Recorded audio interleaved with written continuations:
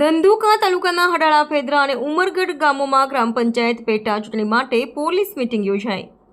આગામી ગ્રામ પંચાયત સામાન્ય પેટા ચૂંટણીના ભાગરૂપે ધંધુકા પોલીસ સ્ટેશન હેઠળના હડાળા, ફેદરા અને ઉમરગઢ ગામોમાં શાંતિપૂર્ણ ચૂંટણી સંપન્ન થાય તે માટે આજરોજ સ્થાનિક ગામના આગેવાનો તથા ઉમેદવારો સાથે મહત્વની બેઠક યોજાઈ હતી।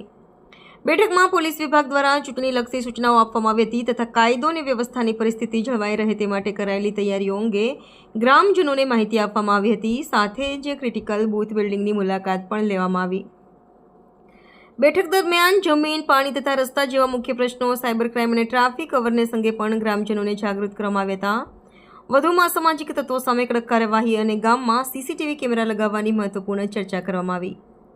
આ બેઠકથી ગામમાં આવનારી ચૂંટણી શાંતિપૂર્ણ અને વ્યવસ્થિત રીતે પાર પાડવા માટે પોલીસ અને સ્થાનિક જનતા વચ્ચે સમન્વય સુધારવાની દિશામાં મહત્વપૂર્ણ પગલું ભરાયું છે। રિપોર્ટર સી કે બારડ।